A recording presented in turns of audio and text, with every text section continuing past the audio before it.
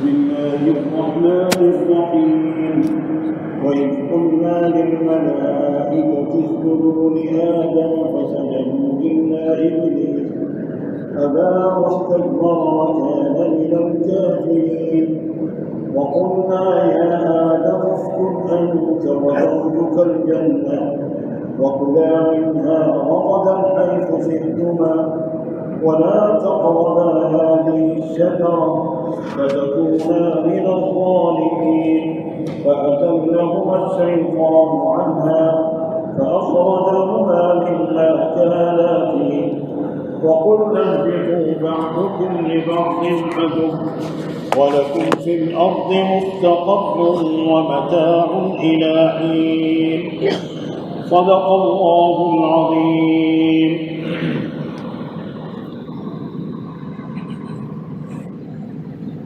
سورہ بقرہ چوتھی رکوع چل رہی ہے.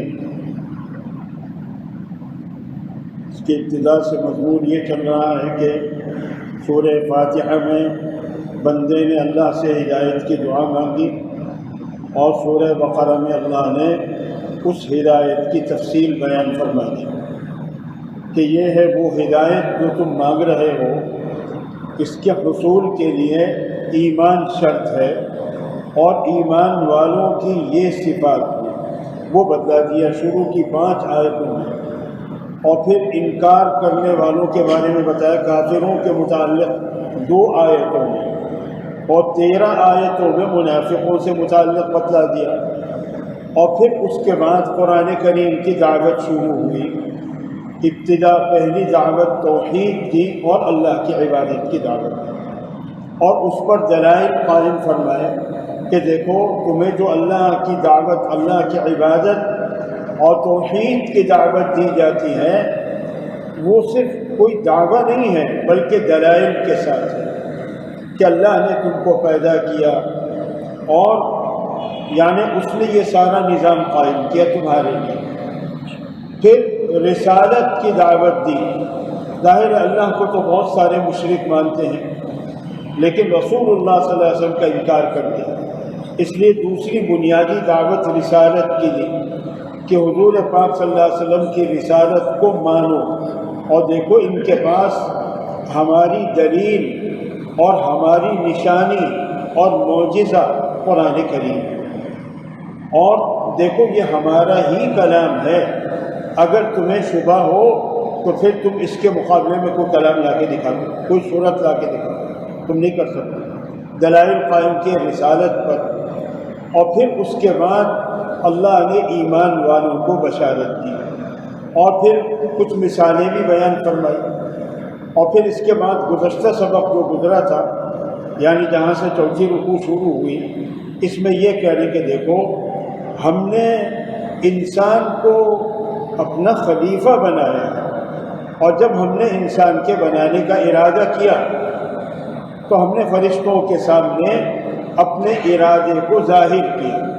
ارادہ تو اللہ کا ازل سے، فرشتوں کے سامنے ظاہر کیا کہ میں اب اس زمین پر اپنا خلیفہ بنانے والا ہوں. تو تب فرشتوں نے عرض کیا، چونکہ اس سے پہلے جنات یہاں آباد تھے جنہوں نے فساد کیا تھا، بڑی خونریزیاں ہوئی تھی، آپس میں قتل و غارت گلی ہوئی تھی، اس لیے ان پر قیاس کر کے فرشتوں نے یہ عرض کیا تھا کہ یا اللہ ایسی مخلوق جو پھر فساد کرنے والی ہو، خونریزی کرنے والی ہو، اس کے بنانے میں کیا حکمت ہے؟ ہم آپ کی عبادت کے لیے، آپ کی تسبیح و تقدیس و تحمید کے لیے موجود ہیں. اس کے یعنی ہمارے ہوتے ہوئے پھر آپ ایک اور مخلوق پیدا کرنا چاہتے ہیں اور جن کو اپنی خلافت کے تاج سے بھی نوازنا چاہتے ہیں، حالانکہ وہ مادے سے پیدا ہونے والی مخلوق جو ہوگی ان کے اندر یہ چیزیں بھی ہوں گی، زمین میں فساد بھی کریں گے، خونریزی بھی ہوگی. تو تب اللہ رب العزت نے جو گزشتہ سبق گزرا ہے اس میں ایک حاکمانہ جواب دیا اور ایک حکیمانہ جواب دیا.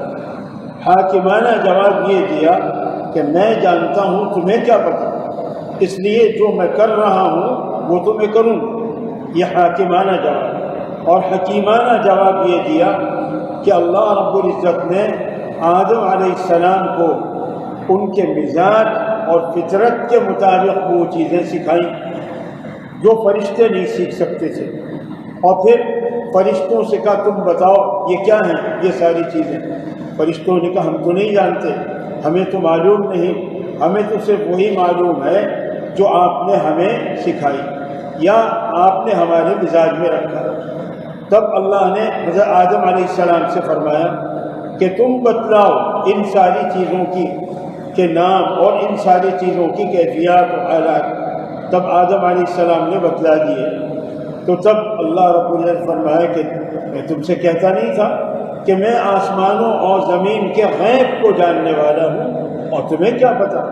تو غیب کا علم وہ اللہ کے سوا کسی کو، کسی فرشتے کو، کسی پیغمبر کو، کسی کو بھی نہیں معلوم۔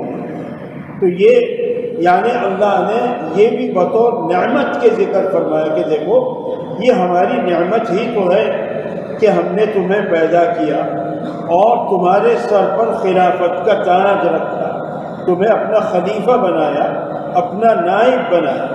اور ظاہر ہے جو کسی کا خلیفہ ہوتا ہے اس کا مقام تو اونچا ہوتا ہے دوسروں کے مقابلے میں، یہ تو فطری چیز ہے، اور ہر آدمی اس کو سمجھتا ہے کہ جس کو نائب اور خلیفہ بنایا جاتا ہے وہ دوسری مخلوقات کے مقابلے میں افضل بھی ہوگا، برتر بھی ہوگا، اس کے اندر کوئی شرط ہوگی، کوئی صفت ہوگی، جبھی تو اس کو خلافت سے نوازا جا رہا ہے، اس کو خلافت دی جا رہی ہے۔ تو خلافت تو اس لیے دی گئی کہ اس کے اندر اللہ نے وہ کمالات رکھے جو فرشتوں میں بھی نہیں تھے اور جو جنات میں بھی نہیں تھے، کسی میں نہیں تھے۔ تو اس لیے اللہ رب العزت نے انسان پر اس کو بطور نعمت کے ذکر فرمایا۔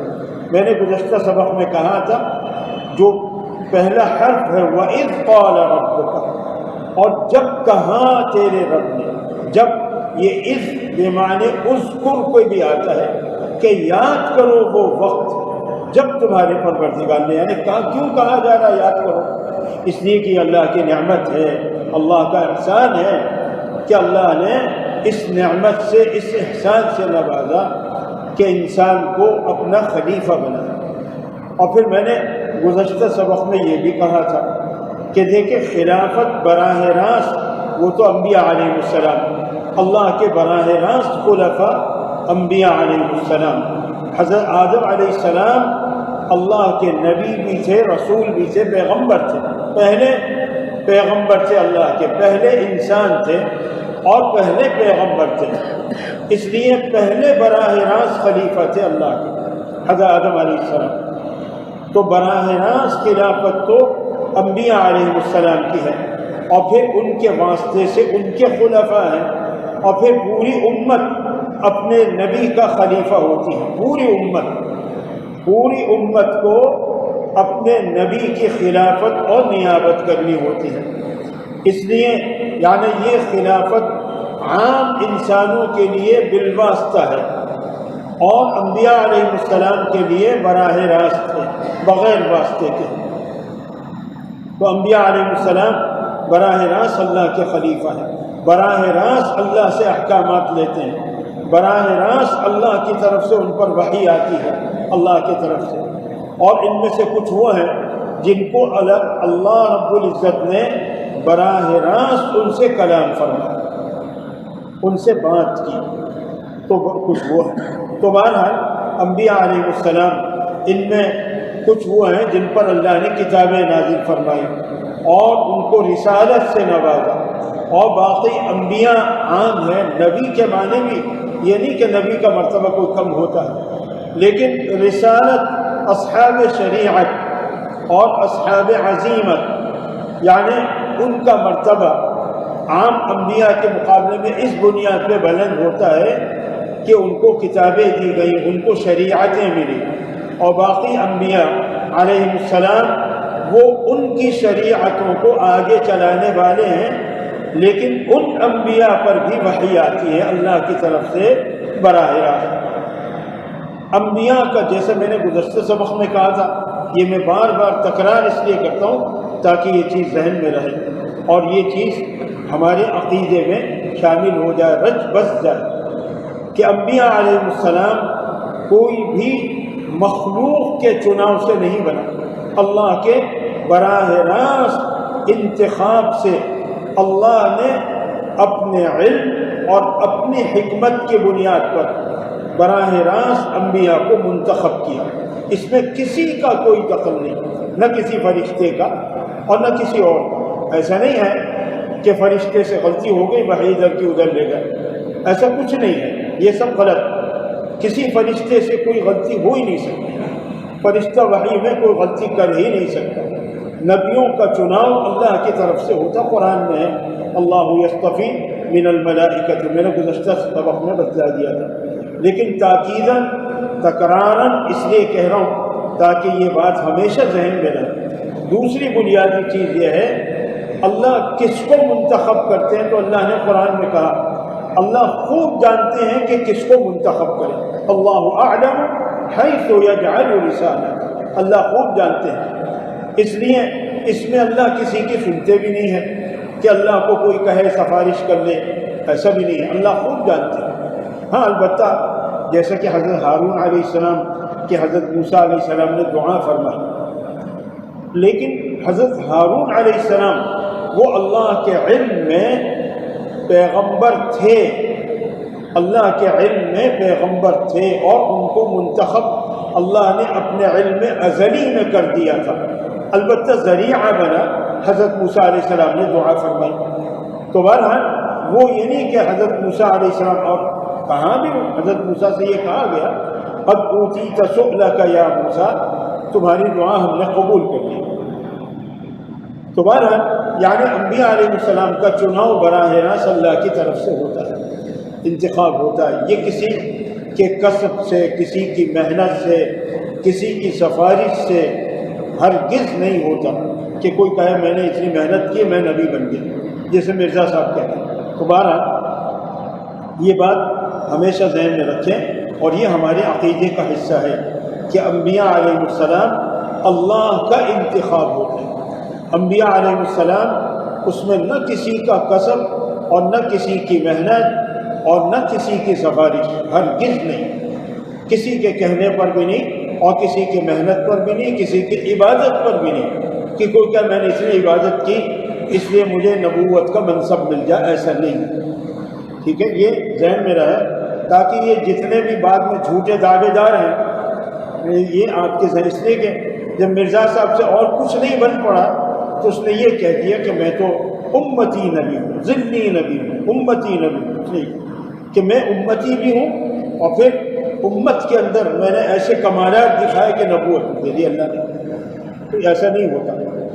ٹھیک ہے، یہ ذہن میں رہا۔ بہرحال انبیاء براہ راست اللہ کے خلیفہ ہوتے ہیں، تو یہ انسانوں پر بطور احسان کے کہا گیا۔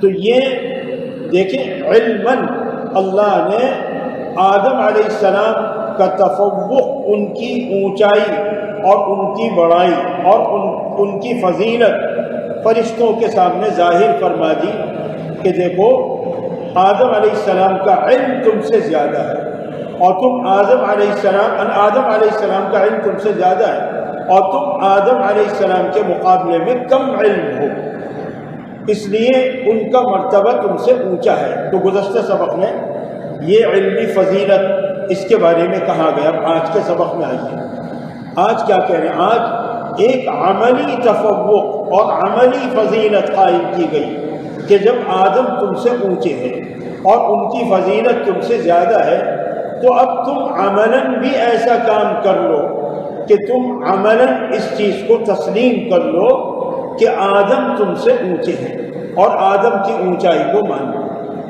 وَإِذْ قُلْنَا، اور یاد کرو وہ وقت، وَإِذْ اور جب، اس کے لفظی معنی جب، لیکن میں نے آپ سے کہا تھا کہ اذ یعنی یہاں اذکر کا ایک فعل ہے جو محذوف ہوتا ہے، یعنی بمعنی یاد کرو، اذ یعنی جب، یعنی اذکر یاد کرو۔ کیا یاد کرو؟ جب، اس کے بعد جب کیا ہم نے کیا کیا؟ قلنا للملائکہ، ہم نے کہا فرشتوں سے، اسجدوا لآدم، تم سجدہ کر لو، جھک جاؤ آدم کے سامنے۔ یہ عملی